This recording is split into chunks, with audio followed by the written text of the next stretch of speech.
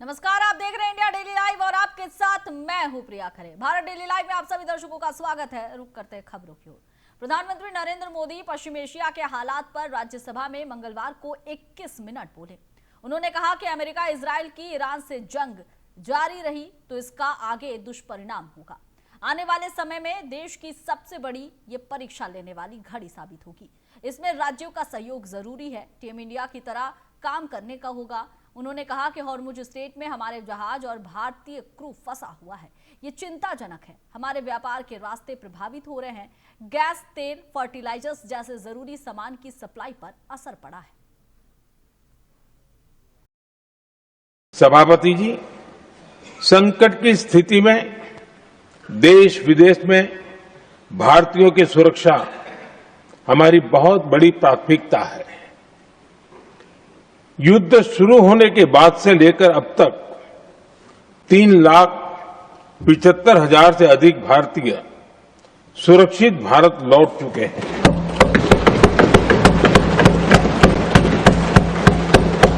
Iran से ही अभी तक 1,000 से अधिक भारतीय सुरक्षित वापस लौटे हैं। इनमें 700 से अधिक मेडिकल की पढ़ाई करने वाले युवा हैं। हमारी सरकार संकट के इस समय में पूरी संवेदनशीलता से काम कर रही है। सभी देशों ने वहां मौजूद भारतीयों की सुरक्षा का पूरा आश्वासन दिया है। हालांकि ये बहुत दुखद है कि हमलों के कारण कुछ भारतीयों की मृत्यु हुई है और कुछ घायल भी हुए हैं। ऐसे मुश्किल हालात में परिवारजनों को आवश्यक मदद दी जा रही है। जो घायल है उनका बेहतर इलाज सुनिश्चित कराया जा रहा है। सभापति जी, भारत का प्रयास है कि तेल हो, गैस हो, फर्टिलाइजर हो, ऐसे हर जरूरी सामान से जुड़े जहाज भारत तक सुरक्षित पहुंचे। लेकिन इस युद्ध से बनी वैश्विक परिस्थितियां अगर लंबे समय तक बनी रहती है तो गंभीर दुष्परिणाम तय है। इसलिए भारत ने अपनी रेजिलियंस बढ़ाने के लिए जो भी प्रयास बीते वर्षों में किए हैं उनको और गति दे रहा है। सभापति जी, कोई भी संकट हो, वो हमारे हौसलों और हमारे प्रयास दोनों की परीक्षा लेता है। देश ऐसे संकटों का बेहतर तरीके से सामना कर सके, इसके लिए बीते 11 वर्षों में निरंतर निर्णय लिए गए हैं। एनर्जी इंपोर्ट का डाइवर्सिफिकेशन ऐसे ही प्रयासों का हिस्सा है। पहले क्रूड ऑयल, एलएनजी, एलपीजी ऐसी एनर्जी जरूरतों के लिए 27 देशों से इंपोर्ट किया जाता था। वहीं आज भारत 41 देशों से एनर्जी इंपोर्ट करता है। बीते दशक में भारत ने संकट के ऐसे ही समय के लिए कच्चे तेल के भंडारण को भी प्राथमिकता दी है। हमारी तेल कंपनियां संकट के समय के लिए काफी मात्रा में पेट्रोल और डीजल का भंडार रखती हैं। बीते 11 वर्षों में 53 लाख मीट्रिक टन से अधिक का स्ट्रेटेजिक पेट्रोलियम रिजर्व भी डेवलप किया गया है और 65 लाख मैट्रिक टन से अधिक के रिजर्व की व्यवस्था पर देश काम कर रहा है। साथ ही बीते दशक में भारत की रिफाइनिंग कैपेसिटी भी अच्छी खासी बढ़ाई गई है। मैं आपके माध्यम से सदन को और देश को ये आश्वासन देना चाहता हूं कि भारत के पास क्रूड ऑयल के पर्याप्त स्टोरेज के और निरंतर सप्लाई की व्यवस्थाएं है। सभापति जी, होर्मुज स्ट्रेट विश्व व्यापार के सबसे बड़े रूट्स में से एक है। विशेष तौर पर कच्चे तेल, गैस और फर्टिलाइजर से जुड़ा परिवहन इस क्षेत्र से बहुत बड़ी मात्रा में होता है। युद्ध के बाद से ही होर्मुज स्ट्रेट में जहाजों का आना जाना बहुत चुनौतीपूर्ण हो गया है, लेकिन विपरीत परिस्थितियों के बावजूद हमारी सरकार ने संवाद से, कूटनीति के माध्यम से रास्ते बनाने का प्रयास किया है। प्रयास ये है कि जहां से भी संभव हो वहां से तेल और गैस की सप्लाई भारत पहुंचे। ऐसी हर कोशिश के नतीजे भी देश देख रहा है। बीते कुछ दिनों में दुनिया के अनेक देशों से कच्चा तेल और एलपीजी से भरे जहाज भारत आए हैं। सभापति जी, दिल्ली की मुख्यमंत्री रेखा गुप्ता ने मंगलवार को विधानसभा में वित्त वर्ष 2026-27 का बजट पेश किया। इस बार सरकार ने 1,03,700 करोड़ रुपए का बजट पेश किया। सीएम ने अपने संबोधन में कहा कि इस बजट को लोगों की जरूरतों को ध्यान में रखते हुए ग्रीन बजट के रूप में तैयार किया गया है और इसी के तहत कुल बजट का 21% हिस्सा पर्यावरण के लिए निर्धारित किया गया। बजट में एजुकेशन के लिए 19,000 करोड़ का आवंटन किया गया। नई योजना में 10वीं क्लास में मेरिट में आने वाले सभी स्टूडेंट्स को लैपटॉप दिया जाएगा। वहीं 9वीं क्लास में पढ़ने वाले सभी बच्चियों को मुफ्त साइकिल दिए जाने की घोषणा की गई है। में भी हमने 70.3% रेवेन्यू एक्सपेंडिचर के लिए रखा है और 29.7% कैपिटल एक्सपेंडिचर के लिए इसमें आवंटित किया है, जो पिछले साल से भी ज्यादा कैपिटल एक्सपेंडिचर इस वर्ष हम करने वाले हैं। वर्ष 2025-26 के लिए टैक्स और जीएसडीपी रेशो 4.95% थी और वर्ष 26-27 के लिए यह प्रतिशत 5.09% रहने का अनुमान है, जो पिछले वर्ष से बेहतर है, ज्यादा है। और इसी के साथ दिल्ली में रेवेन्यू सरप्लस 9,092 करोड़ रुपए का इस वर्ष रहने वाला है। अध्यक्ष महोदय, मुझे ये बताते हुए खुशी हो रही है कि दिल्ली की जरूरतों को समझते हुए हमने इस बार दिल्ली के बजट पे कुछ विशेष प्रयास किए हैं और दिल्ली के बजट को इस बार हमने ग्रीन बजट के रूप में प्रस्तुत किया है, ग्रीन बजट के रूप में। और हर योजना को हमने ग्रीन लेंस से देखा है। इस बजट की हर नीति में पर्यावरण, हर योजना में प्रकृति और हर निर्णय में भविष्य की पीढ़ियों की चिंता समाहित है। इसलिए हमने पूरे बजट का 21% हिस्सा ग्रीन बजट के लिए आवंटित किया है इस बार, जो पर्यावरण को बेहतर करने में खर्च होगा। यह बजट शासन की सोच में एक ऐतिहासिक परिवर्तन है, जहां विकास और धरती मां के संरक्षण के बीच संतुलन साधा गया है, जो आज के वक्त। रक्षा मंत्री राजनाथ सिंह ने मंगलवार को हाल की वैश्विक और क्षेत्रीय सुरक्षा घटनाओं के मद्देनजर और साथ ही भारत की रक्षा तैयारियों की समीक्षा करने के लिए एक समीक्षा बैठक की अध्यक्षता की। इस बैठक में CDS general Anil Chauhan, air chief marshal Amarpreet Singh, general Upendra Dwivedi, admiral Dinesh K Tripathi, रक्षा अनुसंधान और विकास संगठन के अध्यक्ष समीर कामत और अन्य लोग भी उपस्थित थे।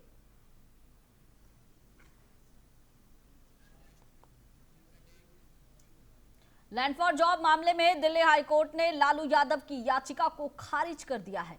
दरअसल कोर्ट ने लालू यादव की उस याचिका को खारिज कर दिया जिसमें उन्होंने सीबीआई की एफआईआर रद्द करने की मांग की थी। कोर्ट ने याचिका को मेरिट से रहित बताते हुए साफ कर दिया कि इस मामले में फिलहाल कोई राहत नहीं मिलेगी। अब सीबीआई की जांच जारी रहेगी, जिससे लालू यादव की कानूनी मुश्किलें और भी बढ़ सकती है।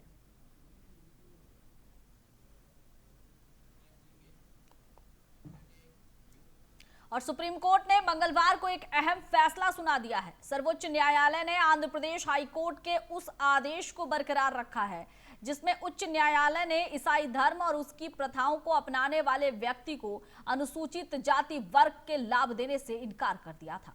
सुप्रीम कोर्ट ने कहा कि ऐसा कोई भी व्यक्ति जो कि हिंदू, सिख या बौद्ध धर्म का पालन नहीं करता, वो अनुसूचित जाति का सदस्य नहीं कहा जा सकता। इन धर्मों से इतर किसी और धर्म में जाने से उसका अनुसूचित जाति का वर्गीकरण तुरंत और पूरी तरह से खत्म हो जाता है। आज का जो जजमेंट है वो बहुत ही ऐतिहासिक जजमेंट है। ये जजमेंट ये ले डाउन कर रहा है कि SC/ST एक्ट में कौन कंप्लेंट फाइल कर सकता है। ये दलित क्रिश्चियन के ब्रॉड इश्यू जो पेंडिंग है उससे रिलेटेड नहीं है। ये जजमेंट इतना बता रहा है कि SC/ST एक्ट में जो कंप्लेंट फाइल होती है वो एक व्यक्ति जो SC/ST होगा वही फाइल कर सकता है। हमारे केस में फैक्ट्स ऐसे थे कि जो व्यक्ति था वो 10 साल पहले SC/ST छोड़ के क्रिश्चियन हो चुका था।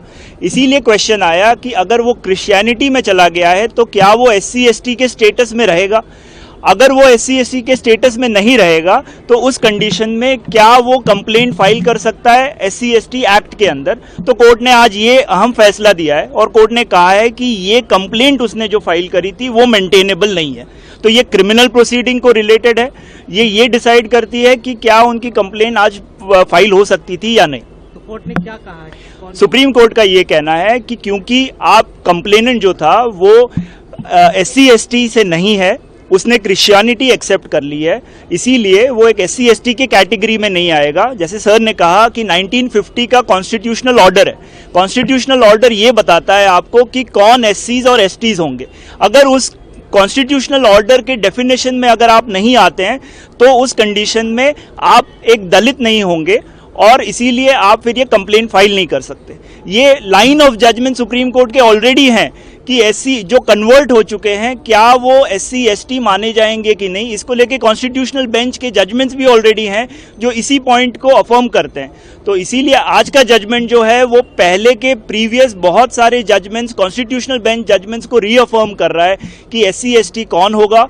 और अगर आप कन्वर्टेड हैं, आप 10 साल पहले कन्वर्ट हो चुके हैं, आपने SC/ST का स्टेटस छोड़ दिया है, तो फिर आप क्रिश्चियनिटी को एक्सेप्ट करने के बाद दिल्ली की एक अदालत ने कश्मीरी अलगाववादी आसिया अद्राबी को उम्र कैद की सजा सुनाई है। ये सजा उन्हें गैर कानूनी गतिविधियां अधिनियम के तहत दर्ज एक गंभीर मामले में दी गई है। अदालत ने अपने फैसले में आसिया अद्राबी को दोषी ठहराया। उन पर भारत विरोधी और अलगाववादी गतिविधियों को बढ़ावा देने का आरोप था। ये मामला राष्ट्रीय सुरक्षा से जुड़ा हुआ था। अदालत ने सभी पक्षों की दलीलें सुनने के बाद ये निर्णय लिया। आसिया अद्राबी को उनकी भूमिका के लिए आजीवन कारावास की सजा मिली है। इस फैसले को अलगाववादी तत्वों के खिलाफ एक कड़ी कार्रवाई के रूप में देखा जा रहा है। ये निर्णय देश की एकता और अखंडता बनाए रखने के प्रयास का हिस्सा है। इस सजा के बाद आसिया अद्राबी को अपना शेष जीवन जेल में बिताना होगा।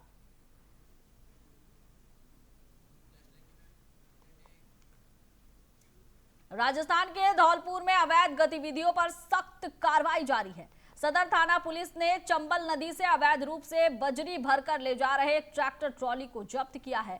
हालांकि चालक मौके से फरार हो गया और उसकी तलाश जारी है। वहीं अवैध शराब के खिलाफ भी पुलिस सक्रिय हुई है और अलग अलग स्थानों से 20 लीटर हथकड़ शराब बरामद की गई है। इस मामले में 2 आरोपियों को गिरफ्तार किया गया है।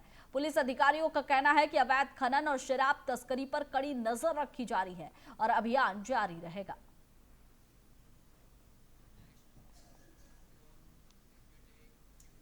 झालावाड़ के गंगाधर उपखंड से डरावनी खबर सामने आई है। कुमटिया गांव में एक पागल कुत्ते ने 2 मासूम बच्चों पर हमला कर दिया, जिससे दोनों गंभीर रूप से घायल हो गए।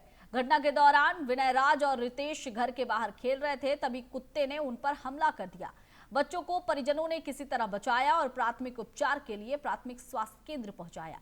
एक बच्चे को आगे के इलाज के लिए जिला अस्पताल रेफर कर दिया गया है। गांव में घटना के बाद दहशत का माहौल है और ग्रामीण प्रशासन से पागल कुत्तों को पकड़ने की मांग कर रहे हैं।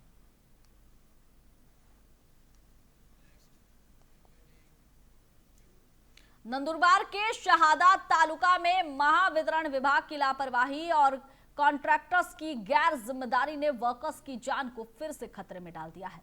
शहादा शहर के बाहर भावतात्या पेट्रोल पंप एरिया में बिजली के तार बिछाने का काम जारी है, लेकिन सुरक्षा नियमों की अनदेखी भी की जा रही है। बिना परमिट और सुरक्षा उपकरणों के वर्कर्स को जो काम पर लगाया जा रहा है। स्थानीय लोगों का कहना है कि इंजीनियर और वरिष्ठ अधिकारी इस गंभीर मामले की जांच करने की जहमत तक नहीं उठा रहे हैं और इससे कहीं ना कहीं लोगों में खतरे का माहौल भी देखा जा रहा है।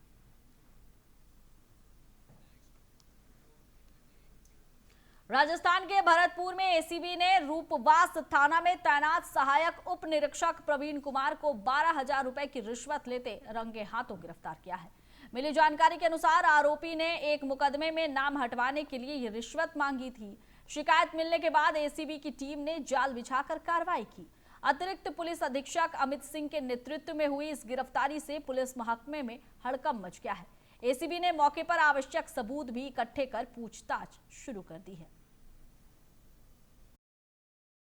जो परिवादी है उसने शिकायत दी कि उसने उसके खिलाफ भी मुकदमा दर्ज है और उसने भी जो है एक प्रकरण में वो मुस्तगीस है, उसने मुकदमा दर्ज करवा रखा है। तो दोनों का अनुसंधान जो है प्रवीण कुमार एएसआई थाना रूपवास के द्वारा किया जा रहा है और उस मुकदमे में जो है मुलजिम जो इनके खिलाफ मुकदमा है उसमें इनकी मदद करने के एवज में रिश्वत की मांग की जा रही है, जिस पर मुख्यालय के निर्देशानुसार सत्यापन करवाया गया। सत्यापन में डिमांड की पुष्टि होने के बाद में आज इसी के अनुसरण में इनको ट्रैप किया गया। 12,000 रुपये की राशि के साथ में राशि रिकवर हो गई है। कार्रवाई नंदुरबार जिले के शहादा शहर से बड़ी खबर सामने आ रही है। डोंगरगांव रोड पर कुछ अमीर प्लॉट होल्डर्स के द्वारा स्थानीय फुटपाथ और सिंचाई विभाग के नाले पर अवैध कब्जे की कोशिश की जा रही है। बताया जा रहा है कि ये प्लॉट होल्डर मध्य प्रदेश के खेतिया का रहने वाला है। नागरिकों का कहना है कि अंग्रेजों के जमाने का ये फुटपाथ जानबूझकर तोड़ा जा रहा है। पैदल चलने वालों के रास्ते में बाधा डाली जा रही है और इससे हादसों का खतरा भी बढ़ गया है। वहीं छोटे वेंडर्स और रेहड़ी पटरी वाले भी इसी रास्ते पर निर्भर है, जिनकी रोजी रोटी अब खतरे में है। लोग प्रशासन से मांग कर रहे हैं कि वे तुरंत इस गैर कानूनी कब्जे को रोके और पैदल रास्ते की सुरक्षा सुनिश्चित करें।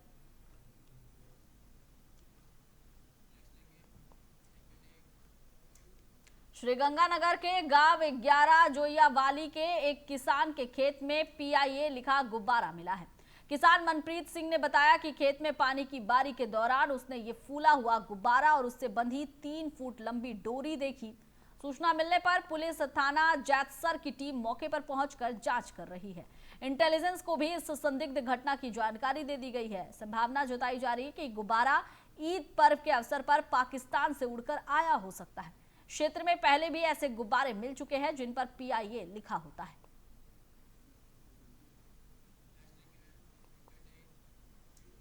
राजस्थान के करीबन 12 जिलों की जनता ने राहत की सांस ली है।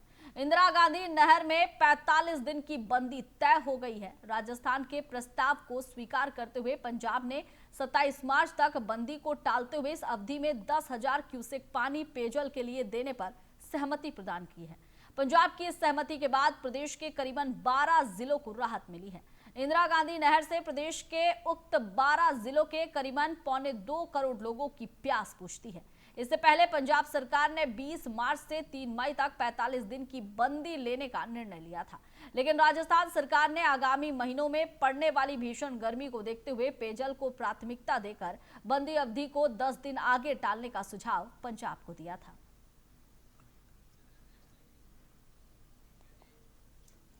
और हनुमानगढ़ी से खबर है, भादरा पुलिस ने सलवार सूट पहनकर घूम रहे 2 युवकों को गिरफ्तार किया है। इनके कब्जे से धारदार हथियार और अवैध शराब बरामद की गई है। पुलिस को मुखबिर से सूचना मिली थी कि 2 संदिग्ध व्यक्ति महिला के वेश में इलाके में घूम रहे हैं और उनके पास अवैध सामान हो सकते हैं। इस सूचना के आधार पर थाना अधिकारी के नेतृत्व में पुलिस टीम ने मौके पर पहुंचकर दोनों संदिग्धों को घेरा और पकड़ा। तलाशी के दौरान उनके पास से धारदार हथियार और लगभग 2 लीटर अवैध शराब बरामद हुई है। पुलिस ने दोनों आरोपियों के खिलाफ आर्म्स एक्ट और आबकारी अधिनियम के तहत मामला दर्ज कर दिया है। आगे की जांच शुरू कर दी गई है।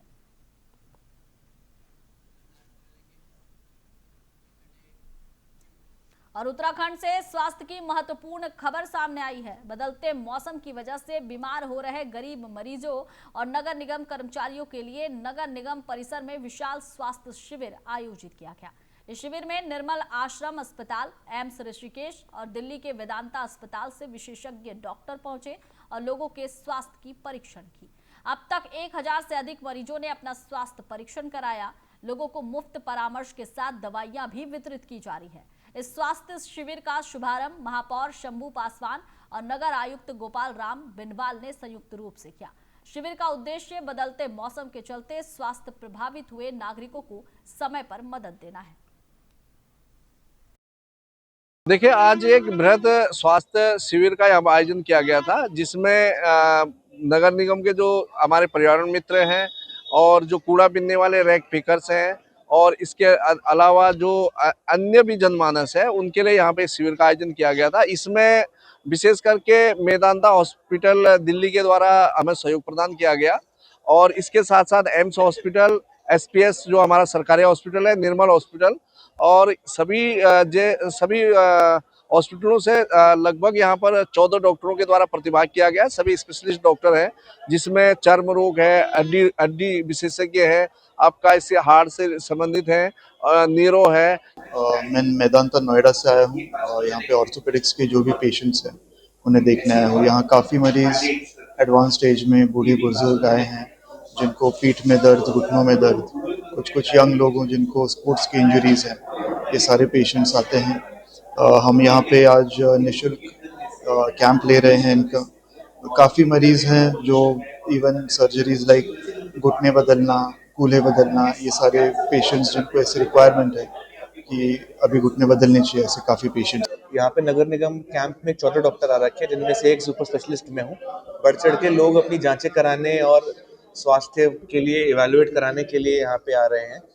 टेस्ट में हमारे पास ब्लड शुगर, पीएफटी यानी फेफड़े की जांच, ब्लड प्रेशर और शुगर, इन सब की जांचें हैं। उसके अलावा जो भी लोगों को बीमारी है, जिनका इलाज पहले से चल रहा है या नहीं चल रहा है, उनके लिए वो विभिन्न स्पेशलिस्ट को दिखा के अपनी दवाइयाँ ऑप्टिमाइज करवा पा रहे हैं, सलाह राय ले पा रहे हैं और जिन पेशेंट्स को आगे चल के अस्पताल की आवश्यकता है, उनको हम उसके हिसाब से भी गाइड कर रहे हैं। ये नगर निगम के तरफ से स्वास्थ्य शिविर लगा हुआ है और इसमें फुल बॉडी चेकअप के लिए है, जिसमें आप शुगर से लेके बीपी से लेके और आप बड़े बीमारियों तक भी कह सकते हैं, जैसे कैंसर जैसे बीमारी के भी यहाँ पे डॉक्टर लोग आ रखे हैं।